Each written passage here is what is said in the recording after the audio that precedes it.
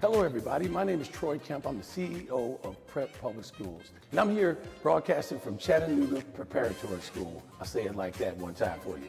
But I want to share something that's near and dear to my heart, reaching and teaching boys. Something that really most people should know, but most people don't know. How to play more offense, how to be more proactive and less reactive when it comes to helping those young men become the kind of men that they're supposed to be. So I really thank y'all for joining us this evening, and for those who can't, hopefully we'll have this recorded so you can watch it later for a little while, but I want to make sure we get right to it, because you can take it back to the beginning of time, and here's what you have. Frederick Douglass once said, it's easier to build strong children than to repair broken men. And that, again, that's playing offense. That's being more proactive than reactive. Then you move on down the timeline, and if Nelson Mandela says, if you talk to a man in a language that he understands, it goes to his head. If you talk to a man in his language, it goes to his heart. And that's really something, because that means they own it in a different way. So the real question is, are we speaking the language of the young men that we serve? And then I had to jump in because I felt like I got a little jealous. And basically, if you're misunderstood, you'll be mismanaged. And if you're mismanaged, you misbehave. We see a lot of this going on. So that really means are there some things that we need to do that can really help them elevate their game so they're not playing from the sidelines all the time? Let's see what we can find out together. But I got to share a story, because I tell my business, and I know my mama might feel some kind of way about this, but that's okay. But that's my brother, and that's me. And I'm looking right here. I say, I'm eating an Easter egg with a shell on it. That's child abuse, by the way, mama. I got to talk about that later. But anyway, he's a year older than me, and look how much larger he is than me. And I was just trying to figure this out. But it came into play later on in life, because he was shaving in the 7th grade. I didn't shave until I was 22. Look at me now, that kind of thing.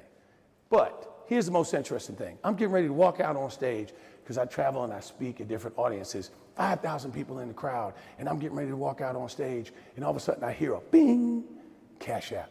No lie, message from my brother.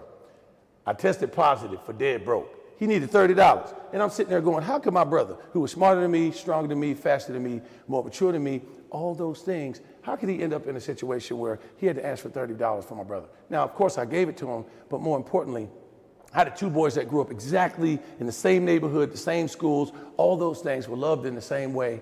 What happened? Well, it all started with this. My mama used to tell us, we shared a room. She said, clean your room. And so he would always say, what are we going to do, plan B or plan C? I said, what's plan B? He said, we're going to stick everything up under the bed. I said, well, what's plan C? He said, we're going to stick everything in the closet. And I said, man, if we do that, we're going to get plan W, plan whooping, because my mama was a kung fu mama. And that's real talk. And I know a lot of y'all out there, you probably can repeat after me, my way or the, and if you said highway, you're correct. Because at the end of the day, my brother, when he turned 14, he was shaving a little bit. He was hanging out with some older kids, because he actually went to high school a year before me. Well, he took the highway. He said, I'm going to do it myself. And back in the day, you can kind of do it. He went down to a friend's house, and he started hanging with older boys. They made a very bad decision. He happened to be with them. He didn't do anything, but the police locked them all up. And basically, he plea bargained to something that he didn't do because he was so afraid of getting a bigger sentence. Now, I can tell you this right now, it happens to a lot of kids, but sometimes they look like men, but they really are boys, and there's some things that we need to know in terms of their development.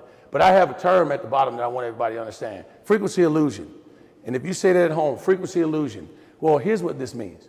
If you've ever purchased a car and you've gone down, you're driving home for the car dealership, always happens. What do you notice? Looks like every car looks like your car. And it really is not true. You don't even see the other cars, but what you see is more of what you're looking for. And basically with those cars, what happens is you done prayed about it, cried about it, laughed about it, saved for it. You researched the car, and you really think that car should be yours. So all of a sudden, once you buy it, you start to see more of it because you've invested in it, and mentally it's taking up more space. Well, the same thing is true with kids. If you think somebody's bad, you're going to see more of that in them. If you think somebody's great, they can't lose if they try. So one of the things that we have to overcome is frequency illusion, and that's human nature. Well, if you don't believe what I'm saying, I tell you what, walk up on somebody that looks like your ex. You'll be like, man, I got to take a different path because I ain't down with that person. Because they remind you of someone. And that's sort of a bias that we have sometimes towards kids. And that's how we get different results in the classroom and even in our own homes. Folks, nobody wants to raise a child that never wants to come home. Nobody wants to teach a kid that never wants to show up in the school building. And certainly no coach wants to win games and lose players. So we're going to share some things that helps us move past all of that. If we don't, this is what we're going to see, y'all. 85% of discipline problems in schools are males in traditional education and co-ed education. 75% of students with learning difficulties are males. 67% of D's and F's and only 40% of the A's and B's. So this is national data. This doesn't matter if you're black, white, brown, purple, or yellow. It doesn't matter if you're rich or poor. This is happening everywhere. And then colleges are majority female now. This is not boys versus girls. This is just understanding that about 50% of the population is not thriving in some ways. And let's figure out how to make it happen. You got 1 out of 3 on medication for ADD and ADHD. And then you have 20 times more on mood managing drugs than 20 years ago. So what does that really mean? That means if they can't manage their mood, guess whose mood they're going to manage? Hurt people do what? Hurt people. This is what I'm talking about. And the main thing about mood managing drugs, as you can really tell, is that sometimes they'll take a drug for ADHD, makes them feel some kind of way, and then they have to take the mood managing drug to get back. And one of the biggest reasons for all this is the food they're eating, lack of exercise, those types of things that sometimes boys get in trouble for, but the food is one. Because if you were like me on free lunch and food stamps, you're going to eat whatever's on the table. As a matter of fact, you're not even going to get some of that organic stuff. My mama used to be like, boy, you better put that $5 tomato down. You better get them ones over there that make you glow in the dark. And I tell people, that's why I look young, because I'm preserved. I've been eating that Kraft macaroni and cheese and all that. That's all I'm saying. But if we don't change this 85% on the discipline problem side, notice 85% of incarcerated youth are boys. 85%. And of the boys that are incarcerated, 42% are black boys, and only 12% of the population are black boys. So it's disproportionate. There's something to do with how those guys see themselves, but also how we see those boys, because you can look at school systems all around the country and even in homes. So what are we going to do about it? Because we got to change it. And then I'm going to break it down a little bit further, because this is really interesting. You look at the youth that are incarcerated, black boys are 5 times more likely to be detained, and expectations of going to prison in their lifetime, 1 out of 3 black boys, 1 out of 6 Latino boys, and 1 out of 17 white boys. This is crazy. To even think of those statistics when you look in the mirror in the morning, or your son's looking in the mirror, or the kid that you love looks in the mirror and says, what are the chances? Well, let's talk about how to flip the script and change the odds. That's what I'm here for, y'all. So, Tom Mortensen, I have a good friend named Tom Mortensen. He did a study called every 100 girls. So he compared the statistic for every 100 girls to the boys, the same number of boys. 100 girls get suspended for public elementary, 215 boys. So they're more likely to get suspended for public elementary school. Girls that have difficulty doing schoolwork, ages 6 to 14, 176 boys. And then there's a stat that I was thinking about showing, is that when we talk about homicide, suicide, those things, boys are up to 4 and 6 times more likely, because of they don't want help, they want out. But guess what? I don't know if you like Star Wars, but that's, I think, Baby Yoda. And here's the deal. I want you to remember this phrase: more Tai Chi, less Kung Fu. If we use more Tai Chi and less Kung Fu, we win more. They win more. Here's what I mean. Kung Fu, if I take a brick and I throw it against a brick wall, I'm going to damage the brick, or I might damage the wall, or both.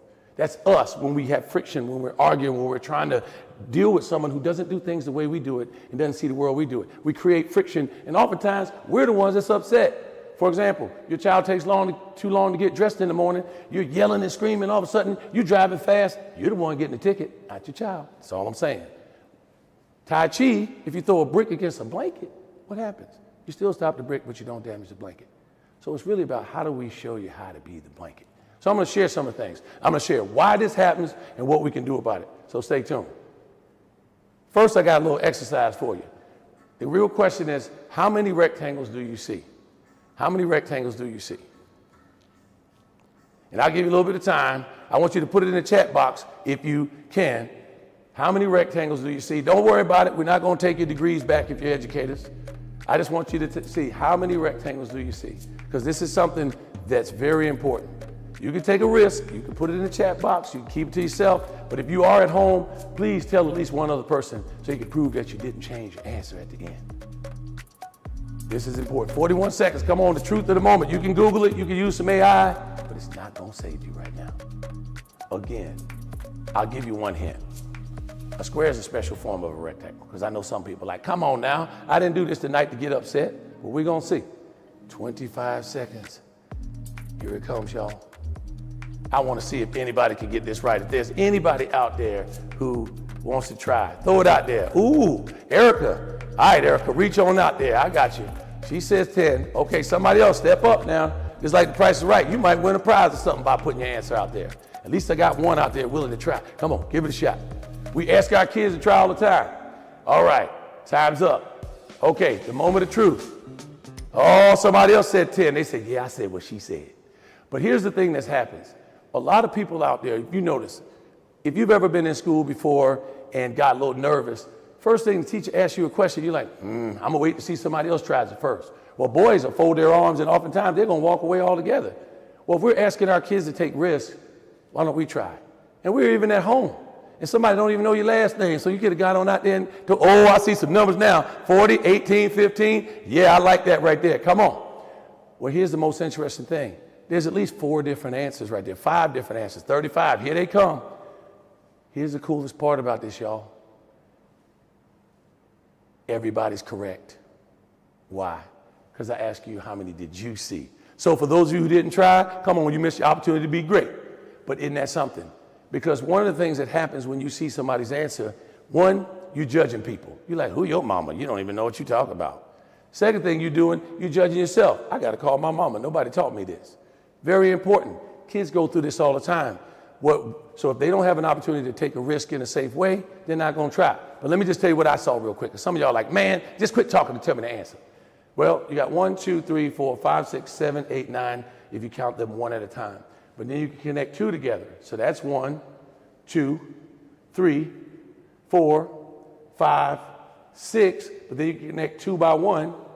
1, 2, 3, 4, 5, 6. And if you take those 12 and 9, you got 21. I can take an entire column. I can take an entire row. So that's another 6. So we're at 27. Then I can take 2 by 2. Okay, now I'm getting creative on y'all now. 2 by 2. So now I have 4 of those. So that's 31. And then I can do 2 by 3. See, now you're getting the feeling right now. 2 by 3 or 3 by 2. And then when I do that, I got another 4. So I'm at 35, and then I do them all of them together. That makes 36, y'all. Oh, I got 36. Somebody got 36. Okay, now clap for the man in the back or the woman in the back. But here's the thing. What about that one? 37. Come on, y'all. What about this whole screen? 38. Well, in fact, I didn't tell you where to look. And the reason why I do that is because sometimes when we explain things to kids, we explain them and they give us something different. And I remember, you remember when you were back in school, back in the day, you'd give a math assignment, and then all the odd numbers, they'd have the answers, so you could just write down the answers. And then you get the even ones, you're like, what? And then every now and then, you get that answer in the back of the book. It says, answers may vary. Used to be so mad. I remember one time when I was teaching math, some kid wrote, answers may vary. I said, boy, you copied the stuff out the back of the book. But here's the thing. Answers may vary when it comes to raising young men. They're not all the same. Some people see one thing, some people see 9, some people see 36 possibilities. And depending on what you've been through, because you decided what you saw based on what you know. And the same thing is with kids. When they respond to you in a way and you're looking at them going, you must be crazy. Well, we always tell them to think outside the box, unless it's our box. So this is a perfect example of something that we all must have to overcome frequency illusion. Here's what it is. You ever had deja vu before? Deja vu is when you see something new in a familiar way. You see something new, looks familiar. Well, we all have had that. But what you just had is something different. You saw something familiar and it looks new. So familiar to new is not called deja vu, it's called vujade. And vujade is the key thing, because vujade are the people that created Lyft, Uber, the iPhone, the Android, the people who saw something ordinary in an extraordinary way. And if you want your young men to be extraordinary in your life, then you have to see them a little bit differently and have a little vujade. So I'm going to help you with that one, all right? So here we go. First of all, Exhibit A. I don't know about your house, but if you ever seen somebody fall out like that, that's the overwhelmed child, because they see one thing at a time and they don't see the big picture. Boys will often do things, they have compartmentalized thinking. I'm doing one thing at a time, and they don't see the results of it. And then when they look back at the mess, they want to fall out. Grown people do that too. Over here was, what were you thinking? Y'all listen, I took my umbrella, I climbed on top of my house, and I jumped off the carport with my umbrella because I saw it on the cartoons. And I convinced my friend to do the same thing. But when I jumped, I told him, I said, hey man, don't jump. He jumped anyway. I said, man, why you jump? He said, you ain't do it right. And I'm looking around, I'm like, why would you do that? Because boys often crash, they learn by crashing into things.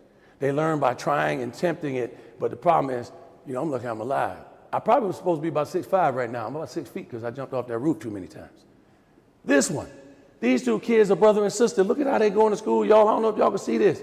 This one here, this one has a backpack, but nothing's in it. You ever see that kid come to school with a backpack, nothing in it because it's in his hands? Who's got the chance? Who has a better chance of this child going home and having everything with him? I can see the tape with his name on it right there. This is a sister and brother. Boys and men, research shows we overestimate our ability and underestimate the situation. That's why we take those risks. And then over here, Lord, I have to show you this. I'm going to tell on my son.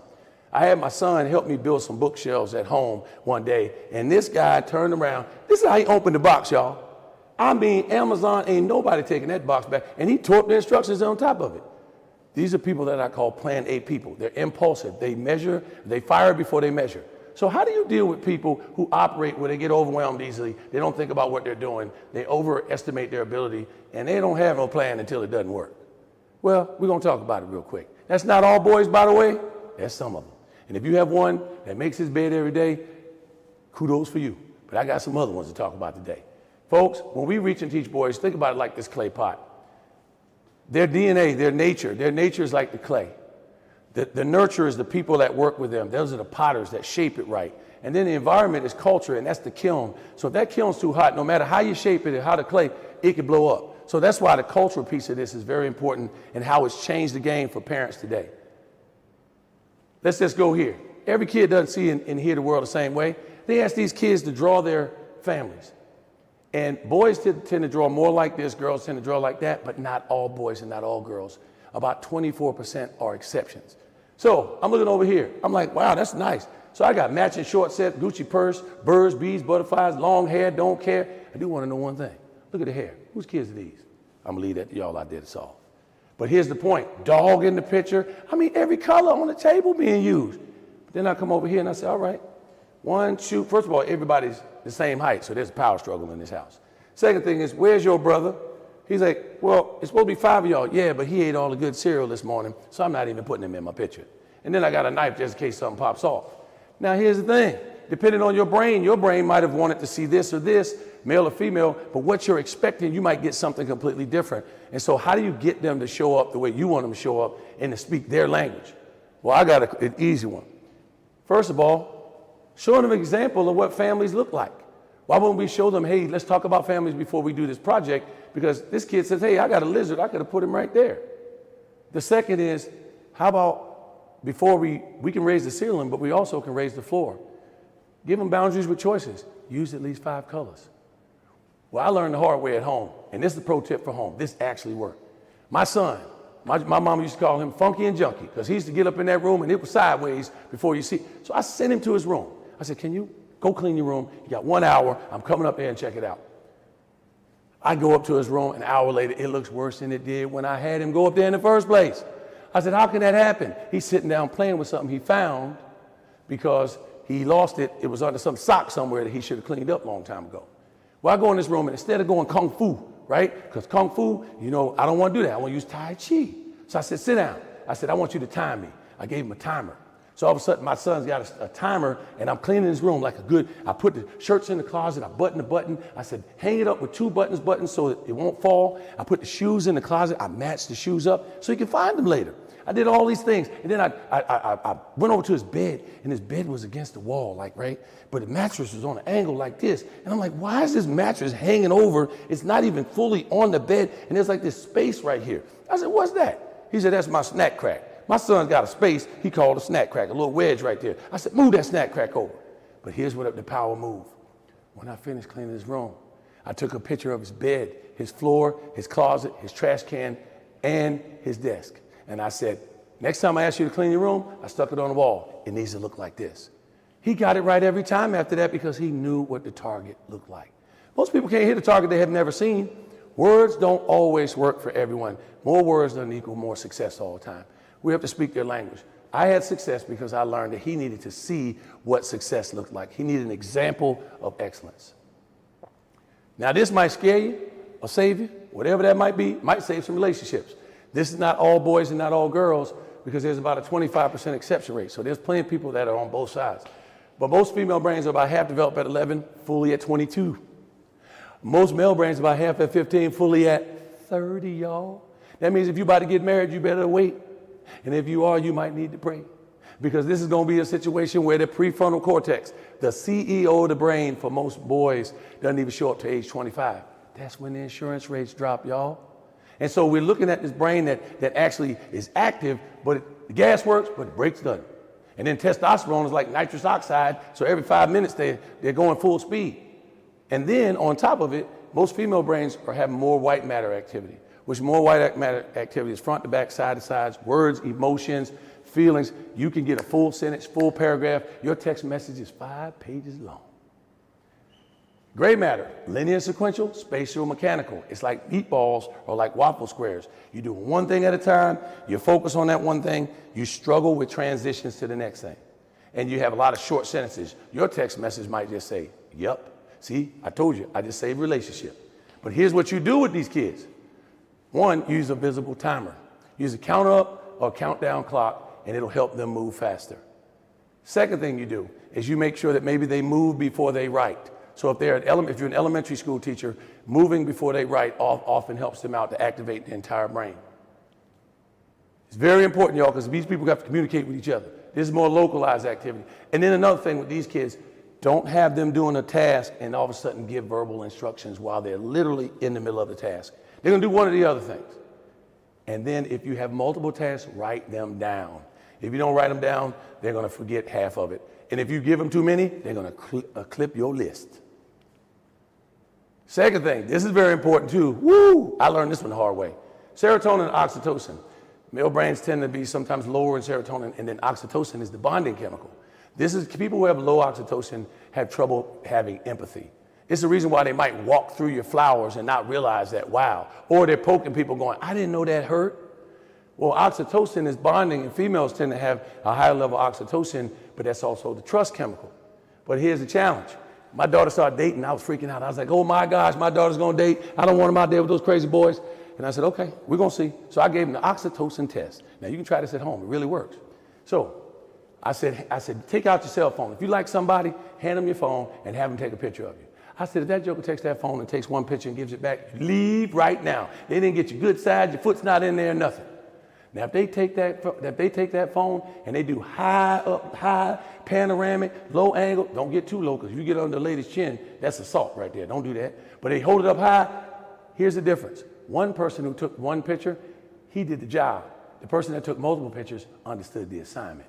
When you take multiple pictures, you're actually taking the photos for the people that you care about. You took the picture for them. You didn't just do the task. All right, now, I gave you all the pro tip. Now, if the divorce rate go up, don't blame me. That's all I'm saying. This is very important. If you don't move these kids, you're going to lose them. If you notice when you go to conferences, a lot of times the men are the first ones to get up and get on the back wall, shaking that leg, leaning back in the chair. Well, what happens is, not all, this is a SPECT scan of Alzheimer's patients. They did thousands of scans, and what they realized is that the female brain at rest, that's activity, y'all, on fire. That means when you sitting there talking and you watching this right here, you done text your mama, done bought 2 things on Amazon, returned one already, planned a birthday party, all that's going on, and you heard everything I said. The male brain, if that male is not moving in that classroom or otherwise, all you have is breathing and heart rate, y'all. That means they're sitting there gone. That means they're not even paying attention to you, looking right at you. This is why a lot of great classrooms, they do tracking of the speaker so they can see the speaker move around. You don't have to, right here, this ball, you don't have to move, just move something that they have to track. An object moving through space changes the game. That's why I keep this ball. Whenever I would teach a class, I keep the ball, even in a big audience, because the people in the front, the men are like, throw it to me, coach. Here's the challenge. When you take these people, this group right here, this child right here, and boys can have either brain and girls can have either brain, but this kid right here, this brain can overheat. This brain is always active and always on. You know, I learned that while I'm married, and I've been married for a while, and I'd get ready to go to sleep at night, my wife would say, you know, I was thinking. I was like, what? It's 11 o'clock at night. I stopped thinking about 2 hours ago. But here's the point.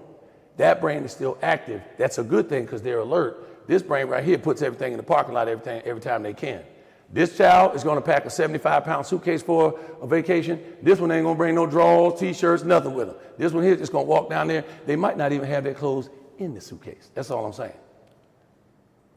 So we got these kids, we got nature, then nurture. If you take a can of Coke and you shake it and you hand it to somebody and you open the can, it's going to go all over the place. Well, that's kids today. There's a lot of things that are happening in their lives that we never see. We see the outside of the can.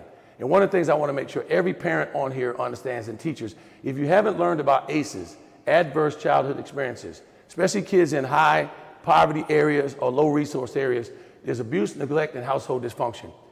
Most people have at least one of these. Neglect is the number one. That means somebody's not paying attention to you. And if you have a lot of kids, I'll tell you right now, that first kid, boy, you in that stroller one-on-one. But when that second kid showed up, man, you in two-on-two, two-on-one. You're not taking the kid by themselves. They don't get their individual time once the second child shows up. So where do they want to get it? They turn up in the classroom. They do other things to try to get attention. So educators, if you're out there, know you're not counselors by nature, but you're counselors by assignment. These are the things where you smile at that child, you say hello to that child, you give them undivided attention, it changes the game. If you don't, these behaviors, these stressors and these trauma, this will lead to behavioral and physical and mental health issues. Literally, you're more likely to be incarcerated if you have many things like this. Folks, I have 6 ACEs. And what they say in research shows if you have 6 or more ACEs, you can live up to 20 years, fewer years than someone who has none. I share that with you because a lot of people in neighborhoods, you wonder why your kids exhibiting the same thing you're exhibiting is because we never resolved the ACE piece. Folks, I'm here with 6 ACEs because I had great educators in my life that helped me. My mama did the best she could, but she was trying to put food on the table. So we had great educators and great people to help us mitigate. When my brother got locked up, people helped me understand that. So I share that with you. Look up ACEs, it's online, pretty simple.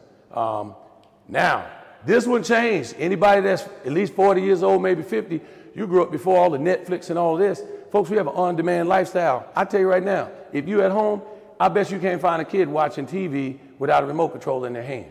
They don't even put it down. They're going to hold it because they can't. Look, you don't have to punish them. Just make them watch a commercial. They can't stand commercials, y'all. Even little babies, their little Cocoa Melon in the corner, they pressing that skip button on YouTube. This is one of those things where they really want to switch channels. Their attention span is getting shorter and shorter. That means you have to make sure you engage them pretty quickly, and they have an on-demand mindset. If I don't like it, I can just change it. So we have to teach them to persevere. So that's why we have to make sure that they stick to things and don't just quit as soon as something gets difficult. And I'm going to tell you this. I didn't know about this, but I'm going to share this one. This is the motivation thief, by the way. Look, social media gives you so much dopamine, which is a chemical that makes you feel good. It gives you so much dopamine, it's like drinking a pot of coffee, y'all. Imagine you drink a pot of coffee. Is a cup really going to affect you after a while? Well, guess what? You get a pot of coffee from this, and going to the gym is like a cup of coffee. Doing your homework is like a cup of coffee. Doing the dishes is like a cup of coffee. Making your bed is like a cup of coffee. It doesn't have the same effect when you get so much dopamine. So I recommend fasting. Sit that phone down for a little while and let your body recalibrate and reset. Even adults, y'all, we get tired. We're less motivated than we've ever been because we've gotten so much dopamine. And, Lord, what's wrong with this picture? This joker skipped leg day. And what that means is this. Leg day, if you think about an athlete, you got to have strong legs. This is your base of your body. This represents kids working on what they like working on and skipping the parts that are important. So let me break it down for you. This is virtual connection. Virtual connection is 80% talking, 20% listening. Real connection, when you sit down and talk to someone without the phone, is 20% talking, 80% listening. So if you're developing leaders, what are you most likely to, would you want to have lead your organization? Someone who's a listener, someone who has empathy. And so again, when you put the phones down, it's not punishment, it's protection. And by the way, so here's that brain, because it's in the middle of all this. And that brain is sitting there, thinking brain, emotional brain, and survival. That emotional brain is going to go off like a fire alarm because all this is happening, right? So all of a sudden that brain goes off, and you can't think straight. You can't learn the way you would want to learn. All these things. You got upset because you weren't invited to a party or you saw a social media post. Now your brain shut down. Now you're taking a math test. Really interesting, right? So when that shuts down, all you're doing is trying to survive. You're not thinking clearly.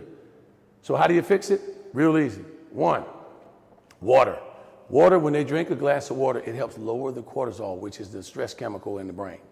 So water will lower, H to the Izzo, like Jay-Z said, will lower the stress chemical. I don't mean baptize them in it, just have them get a drink. Time. Let them have time. Because a lot of parents and people want to get right in their face, and teachers, use your words, use your words. They're like, I can't access them right now. 444, you learn that. You inhale for 4 seconds, you hold it for 4 seconds, and you exhale for 4. You do that twice, it'll calm your heart rate down, it'll calm you down. So that box breathing, and then this is the biggest one, shoulder to shoulder. Folks, I don't know how many people need to, this changed the game more for me than anything. Most people, when they're upset at a child, they get in their face and they look them in the eye and they go, what were you thinking? And they really get after them. And the kid's just trying to defend themselves. They're trying to just figure out what to do. They're either trying to get big, they'll push you back if they're big enough, or they'll get real small and disappear right in front of you. Well, when you're in your face, that's an or stance. Somebody's got to win, me or you. All you have to do is pivot and get shoulder to shoulder, stand next to the child. If you stand next to the same child, have the same conversation, now you've opened the conversation. This is and. We're side by side. We're on the same team. Side by side will allow you to open a conversation where face to face is going to close it. Now, you can finish the conversation with face to face with eye contact, but be careful. And I tell people all the time, when I had so much trauma as a kid, I see my wife coming in the door. She come in there too fast. I'd be like, man, if I be still, she can't see me. She can't see me. I just stand here. But then I also came home one day. She had a gallon of water, and she said, let's take a walk. I said, no, because I saw the movie Donnie Brasco, and when he took a walk, he ain't come back. So she learned all my techniques, and I said, you ain't using them on me. And then the last thing I can say, instead of saying what's wrong with you, you might want to say what happened to you. A lot of these kids, a lot of things are going on in their lives that are very different than what happened with our lives. So I want to make sure that we understand that, especially educators. It's not what's wrong with you, it's what happened to you.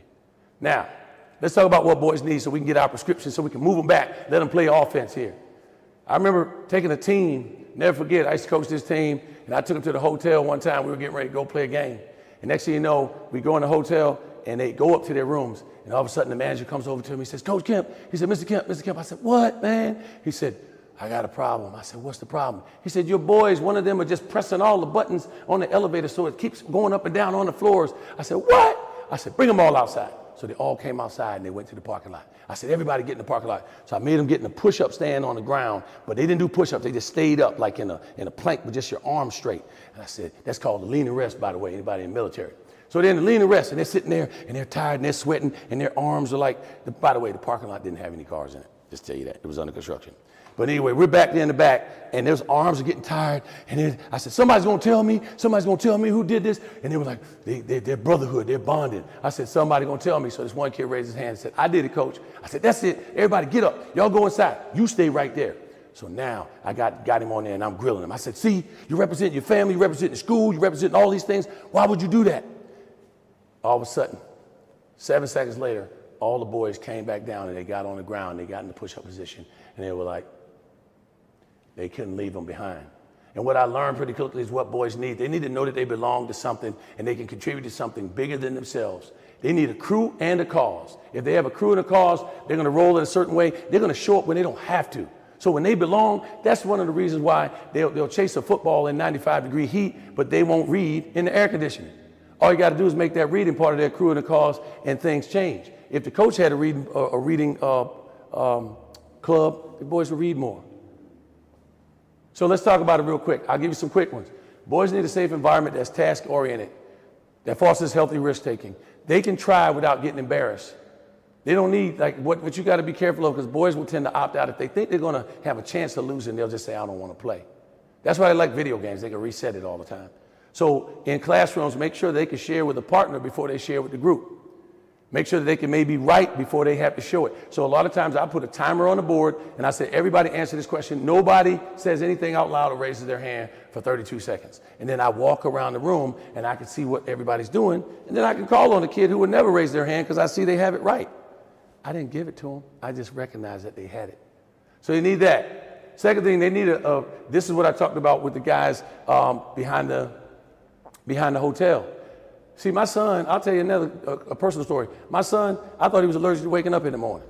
So I go try to wake him up. For 17 years, I couldn't get him to wake up. And then the last year, he became a boarding student. So all of a sudden, I said, man, this joker's not going to wake up, man. He's going to get kicked out of school. He wakes up every day. I said, why are you waking up every day? And I had to throw water on you at home to wake you up. He said, because my roommate needed me to wake him up. Folks, your purpose is greater than any alarm clock you ever see. So these kids have to have a purpose. They have to serve. They have to know that somebody's counting on them. They need a crew and a cause. Then they need a place to compete and build confidence. You can't give a boy confidence. You got to build confidence. That means that's why failure is important, which goes back to number one. They have to be able to fail so they can get up. Folks, you know if you fall on the ground, the only way is up. you automatically start building dopamine and start recovering when you get up. So having a place where they can try things and not worry about failing is absolutely important. And they have to have war stories. Folks, look, have you ever been around, who tells the same story twice more than others? Men or women? Most of the time, men tell that same story 55 different times, and you go, you just told that story. No, I left out a part. It's better this time. But they tell that story usually when they hear somebody else tell a better story. Or they want to inject their confidence into the room. They want to compete. That's what that testosterone in their body says. I got to compete, so I got to tell a story. And by the way, when men read books to kids, usually the story is about 25% longer because it has something to do with them. They always put themselves in the book. Go check on that one. I remember that time me and your Uncle Louie did this. They need a place where they could be themselves and express love and affection. Folks, here's what I didn't realize. Boys, they nudge. They learn they show their love by nudging and they're physical. And the problem is with schools with zero tolerance, if they're always physical, then they immediately go to the principal's office. Well, if you send a kid to the principal's office, you send your power down there too. So be careful. But the other thing is, how do you know the difference between nudging and violence and aggression? How do you know the difference? Well, we tell our boys, see, boys show love by physical. If they like each other, if a boy likes some girl, what is he going to do? He's going to pull her hair, tease her, use sarcasm. He's going to be like, my son, by the way, my son's like an inch taller than me. As soon as he was an inch taller than me, he walked over to me and said, Dad, how's it feel down there? I said, what? Boy, you this much taller than me.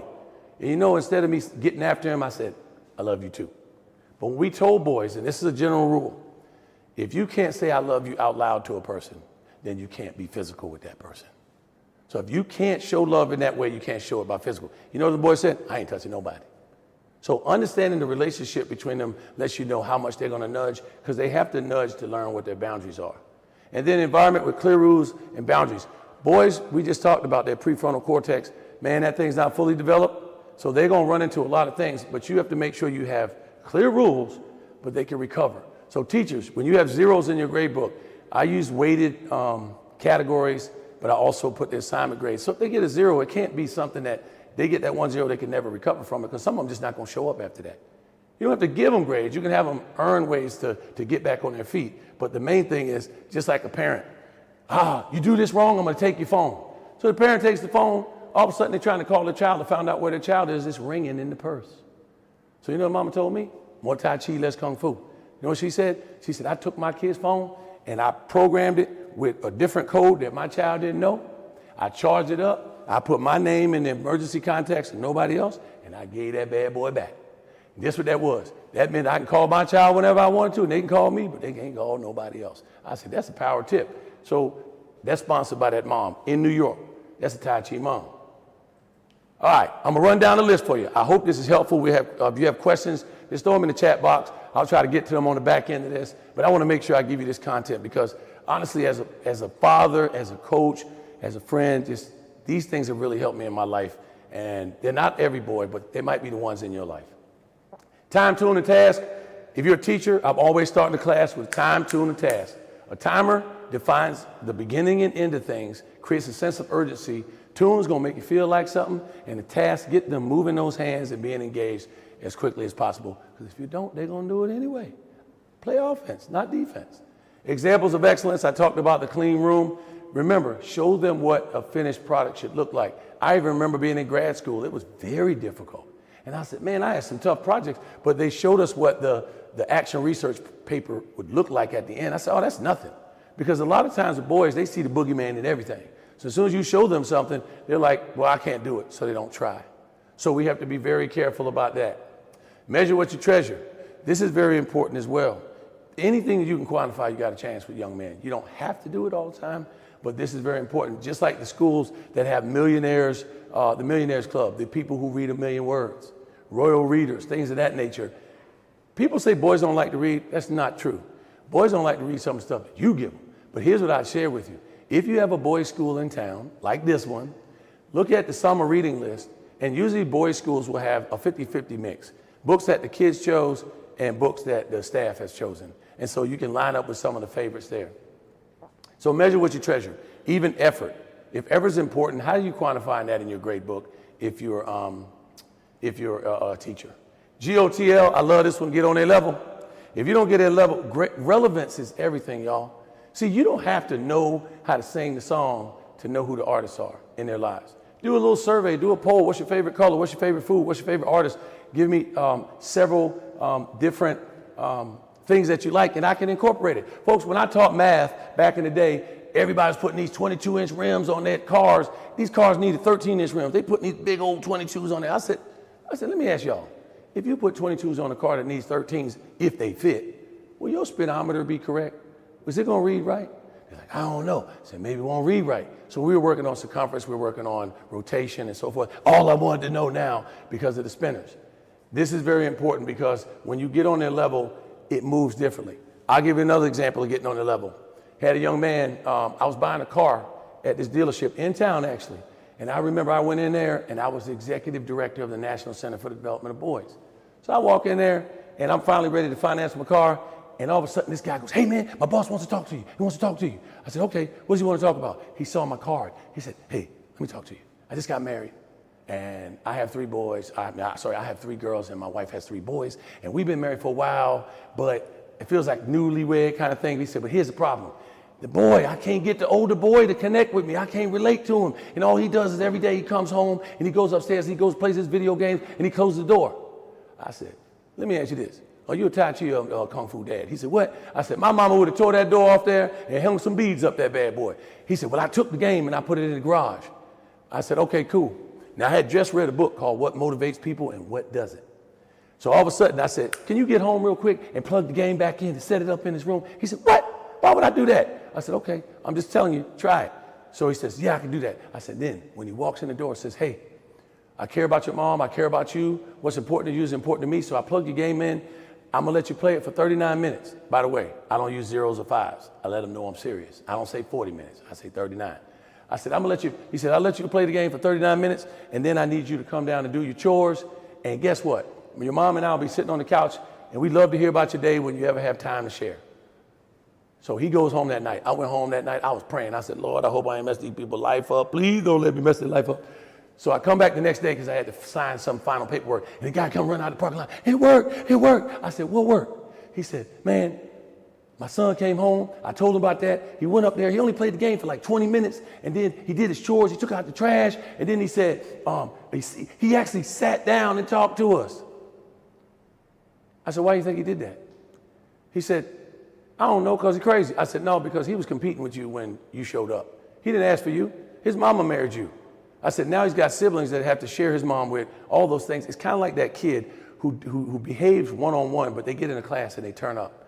He's competing for attention, and he's like felt like he was the man of the house until you showed up. So you just showed him a little respect, gave him a little bit of space, you gave him a choice, and gave him a voice. So it changed things dramatically. He said, yeah. I said, see that work? Are you gonna give me a discount? He said, nope. You already got the friends and family account. I said, come on, man. I said, man, I gave you all that for nothing. Emphasis on empathy. This is important, y'all. We talked about oxytocin. Now, we can either quit and say boys will never be empathetic, or we can do something about it. Big 3 ways. Please write these down. Number 1, to develop empathy, you spend time with someone who is different than you are. So you could go and sit at a different lunch table, spend time with different coworkers, spend time with different kids, so you learn who they are and you get comfortable and familiar with them. Number 2, read books that have authors that are very different than your perspective. Because now you start to get a perspective on how the world works, because the greatest leaders have great empathy. And then number 3, you take care of something or someone who is more vulnerable than you are. So if you have like a little brother, you develop an empathy, because when that cookie breaks, you can't just talk them out of it. You got to get on your knee and say, bad cookie, and try to piece it back together. So you have to get on their level when it comes to that. And then competition and collaboration. This is one of those things I think with boys. See, testosterone makes you want to compete with everything, even your own doggone shadow. So all of a sudden, competition. I was teaching math class, and I had a good time. I'm going to tell you right now, if I wouldn't have a good time, they can't have a good time, right? So kids do better in places they want to be. So I figured out competition. You learned this when your kids were very young. You say, hey, can you, even when you were siblings at home, you say, hey, can you take my shoes in the bedroom? No, I'm not taking your shoes. You say, I bet you can't do it in 12 seconds. Pew! Competition. So I said, all right, I'm going to leverage this competition. Research shows that male hearing can be up to 7 times less sensitive than female hearing at birth. Not all, some. And then male hearing can be it deteriorates faster. So it can be up to 20 times less sensitive when you're 40 or 50 years old. That's why men are always saying things twice. They were like, come on, let's go. Notice that. Go on back and check on it. So what I did is I said, I'm teaching class, and I have to teach my students how to pay attention. Just because boys are not as good at certain things, then this is what all boys schools do. You know what all boys schools do? They go in there and they say, what are some of the things that are the greatest challenges? Let's be deliberate and intentional on a Disney level about that. Let's make sure we have books that they make sure reading is a priority, since the world says they don't like to read. But also let's make sure that we can make things competitive in the right way. So here's what I did with my class. So I'm teaching math, and I said, all right, here's the deal. And you can do this at home if you're ready. I said, when I'm teaching math, a lot of times I use the word breakdown. And breakdown is, if you play sports, because a lot of kids like sports, they might not even be good at it, but they want to be on the team, right? So all of a sudden, when I say breakdown, you got to break down. So I said, all right, if I say the word breakdown at any point during my lesson, you can break down. Now, if you're at home, I would love for you to just do it in your living room. Everybody's going to think you're crazy. So if I say break down, you break down. Break down. So you do that, right? So now I'm teaching class, and I said, now you got to do this here, and then you break down like this, and two kids go, and the rest of them go, oh, you got me on that one, but you ain't going to get me on the next one. So now all of a sudden, they taking notes like this, and they feet chopping. Let's go. We're going to do. Now they're listening to everything I said in between. So what I did is I sandwiched between the things that make it competitive. And I said, this is something I want you to be able to do. So now you're paying attention now. Now you're taking notes. So all of a sudden I had a lady visit my class. And she wanted to see if this was going to be a good class or a good school for her son. So she's in the back of the room, and I forget that I had the breakdown rule. I literally had the breakdown rule. Like right now, if I had some of my former students and I say breakdown, they're going to be like, ah! So anyway, I'm in there teaching the class. And I'll go through this thing on here on the board, and I go, now we're going to do this, then we're going to break down. The whole class went, ah! And the lady's like, oh my God, what's going on? I said, oh, I'm sorry, ma'am. I forgot that I told the guy. She said, no, sir. I get it. She said, just because something is serious doesn't mean you take yourself too seriously. Folks, when we talk about reaching teaching boys, look, we asked this young man, he said he wanted to read. So he said, yeah, you can read any way you want to. He did that. I don't think he learned a doggone thing. But here's the point. You got to have a little sense of humor in this whole thing. Secret weapon is a sense of humor. But when that breakdown game got people to pay attention and to function at a higher level, that crew in the cars got kids in my class to take notes. Why? Because I had them take notes for each other. I said, you're going to be the class note taker. Everybody take your notes. But when you come in, I'm going to give you this log page. When you take notes, I'm going to photocopy it, and I'm going to use it for anybody who's absent or if somebody loses their notes. So all of a sudden, they walk in the next day with markers and highlighters and all this. Boys doing this. Mama comes in on open house day. I put the notes for every child in front of their parents. The mama looking like this and said, what's this? I said, that's your son's notes. He said, my son can write? Yeah, because he did it for someone else. Now, here's the biggest one. And if there's any dads in the house, folks, boys may not have dads at home. I grew up without a father. But one of the biggest things you got to have is you have to have a variety of men as role models, and then the boys need to also be mentors for other boys. They got to step up to duty. You can take the kid that has the biggest challenges behaviorally and give them a responsibility, and 9 times out of 10 they turn around because they got to take care of something. A lot of the behavior challenges are based on them trying to create space and create value in a space. So all of a sudden, research shows that a male's image of himself is what he thinks his father or father figure thinks of him. Now we're looking at this going, man, I was raised by a single mom. She did everything. Why would we even go there? Because boys are often looking in the crowd and looking on social media, somebody to acknowledge them, which is the saddest thing, but it's just true. They're looking at most of the time, not every boy, but they want to figure out what their father figure thinks of them. And a lot of men don't say anything.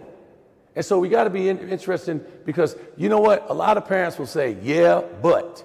And what I tell people, the number one thing you can't do, if you say yeah today, say but tomorrow. Don't say, yeah, you did a great job, but. Because all they're going to hear is the last thing, not the first thing. Now, I'll give you a story. This happened to me. My son fell in love as a junior in high school and a senior. And he was just fine before that. He was focused. He was all these things. And I said, as soon as that perfume hits him, it's a wrap. And sure enough, it happened. He was a boarding student. He fell in love. And all of a sudden, his grades started dropping a little bit. So I said, you got to stay focused on the grades. So I took his cell phone. So this kid was an All-American. He quit my team because I took his cell phone, because that's the only way I could reach my girlfriend. Well, I should have known he was going to go crazy. So I said I had to somehow figure out how to get him back on my team without losing my stance as his father and his coach. So I literally brought him in the room, and I sat in 2 different chairs. That's the father chair, that's the coach chair. And I sat him down. I said, let me talk to you like your dad for a second. And I told him about, you can never let your team down. Don't let something between us get in the way of your team. I'd rather you not play anything than to do that kind of thing, because that's your integrity, that's your honor. Then I sat down as coach and said, hey, man, I know you don't like what's going on with your dad, but don't take it out on us out here. So I literally sat in 2 chairs so he could understand it was very difficult for me to do. But that's not the one. The story I really want to share is this. Prom night, my son's senior year, all of a sudden, he's a boarding student, but he says, Dad, I want to stay home tonight. I said, oh, he just wants to stay up late tonight. I said, you know what? Your curfew is going to be the same thing as the curfew of those other kids in the dorm. He said, never mind, I'll go stay in the dorm. So he goes back to the dorm. I said, okay, that's cool. So I'm staying up all night because I had some really cool kids on my team, and we were about to win the state championship that year. And I'm texting them all night with these big eyeballs that I got off of Google. And they're like this. I'm going, I'm watching you. Be good. So I'm up all night till about 4 in the morning just texting them. They go, Coach, what you doing? I said, man, I'm just trying to make sure. Be a good guy. Because, prom night can get weird. So all of a sudden, I finally go to sleep at 5:30 in the morning. My wife hit me with the elbow. Bam! I said, what? She said, man, I don't think your son stayed in the dorm last night. My son now. I said, what? I said, you got to be kidding me. So I go over to the dorm. I walk in that door. Man, I see all of his stuff, and he ain't there. I said, woo! I know I'm talking about some Tai Chi, but I got some Kung Fu in my veins right now. So all of a sudden, I call my wife. She said, he ain't there. I said, yeah. So I call him. I call him on the phone. I said, hey, man. He answers the phone, y'all. Boys don't think. My daughter would have never answered that phone. He answered the phone. I said, where are you at? He said, the Waffle House. I said, which Waffle House? He clicked. I said, whoa, he done clicked and hung up the phone. So I run into my car. I get in my car, and once I crank my car up, I call him again. This joker answers again, y'all. I said, wait a minute, what? So I said, how'd you get there? He said, well, my girlfriend came and picked me up, and the rule book says at 5 in the morning, it's a brand new day, and all I have to do is sign out. He brought the rule book out on me, y'all. I said, well, I looked at the surveillance camera. I didn't tell the truth, but I said it this way. I said, I looked at the surveillance camera. I didn't see any kind of click. I said, woo! So I drove down to the hotel downtown. I said, my son is shacking up. What's going on? I roll in the hotel, and my mama would have turned the whole lobby over. But I walk into the hotel, and I get to the bottom of the elevator, and I call him one more time. He answers. I said, boy, get downstairs right now. I don't care if you got to fly. You got 59 seconds to get downstairs right now. He comes downstairs. He's all quiet. He walks over to the car. And he gets in the car. We drive home, and I'm quiet, man. I ain't got nothing to say because I learned this. You can't take it back once you say it, so hold on to it for a second. We get to the house. As soon as I pull up in the driveway, my wife's in the air like this. I said, hold on. I said, you sent me to go get him. Let me deal with him. You can have what's left. She said, okay. I sent him upstairs. I said, go get changed. We going to church. He said, what, man? Can I get something to eat? I said, I thought you went to the Waffle House. So all of a sudden, he goes up there, he gets changed. We go to church. And this ain't about, look. This true story. We go to church, we pull up, we go into church. He tries to go up in the top, in the back. I said, no, I need you in the second row. I need that preacher sweat on you right now. I need the word on you because I need to fix this right now. I don't know what to do. As parents, we don't know what to do sometimes. Turn to the Lord. So anyway, I turned around and I said, I sat him there. The sermon was on forgiveness, y'all. I said, oh, man, did you really go do this to me at this moment? I'm in there listening to the sermon. I just give all my money to the offering plate. And then we leave out. And when we leave out, we get to the parking lot. And the car's there. And I don't unlock the door. I walk around to the other side of the door. My son's like, my dad going to kill me in the church parking lot. And I give him a hug. And I tell my son, I said, I love you and I forgive you. He starts crying. And I said, what? Why are you crying, boy? He said, because, Dad, you're perfect. You make every decision right. I said, well, that's where I failed you. And the reason why I say transparent men here is because we don't have to tell them all our business, but if the only thing we show them is our shield, and we don't show them the process, we don't show them the things that we're trying to get better at and improve, we don't ever apologize in public, then they think that's what they're supposed to do. So we create anxiety. Now, got a little test for you real quick. And again, you can drop something in the chat box if you want to. Some of y'all don't feel like doing it. Send us a message later if you can, right? This is more Tai Chi, less Kung Fu. I'm gonna give you a scenario. You're in the parking lot. It's hot outside. Your child don't want to get in the car, doesn't want to get in the little cart. You got ice cream melting. It's 95 degrees. And what do? Your kid does not want to hold your hand. You got one in the cart already, but the other one don't want to hold your hand. What would you do?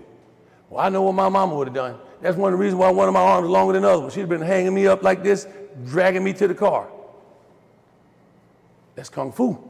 Shoot, it might have been clean up on aisle 6. I know how my mom and them used to get down back in the day. But how about this move? What if you ask them, or you say to them, hey, this parking lot's dangerous. Can you help me get to the car? So now you grab your hand. This is a true story. Mama asked me this question. Grab your hand and say, come on, Mama, let me help you get to the car. Can I help someone else? Folks, there's a reason why the kids will take the trash out at their friend's house, but they don't want to take it out at your house. Because there's something to the credibility. They are constantly trying to figure out where their space is, where their place is. And all we got to do is give them some. We don't have to compete with them. We can really, again, redirect. So this was a moment that changed my life probably as much as anything, because I never thought about asking a question or saying to them, it's dangerous. Can you help me get to the car? So I hope that I shared some things. If you got questions, I do have a couple websites for you. The Boys Initiative. This is something, if you go there, there's a lot of resources on boys and books. My website, TroyKempSpeaks.com, it has an Understanding Boys in the 21st Century, and boys schools like Chat Prep and Knox Prep. These are great schools. There are different options of schools in the different cities, but it's really about your child. I know this. I can drive better without traffic than I can drive in traffic. And one of the things that happens when you're at a single gender school is that you can drive and you can move at a pace that you need to, and you can get in the left lane as soon as possible. So I thank y'all for the time that you spent with me today. Hopefully this is something that's helpful. If you have questions, please send them in. I ain't going nowhere. We're only getting better, y'all. Appreciate you. Thank you. That right there, that's social media. If you want to, I have some tips and stuff on social media as well, or if y'all want that. But anyway, thank y'all so much. Dad Life said this was very helpful. Appreciate that, Dad Life.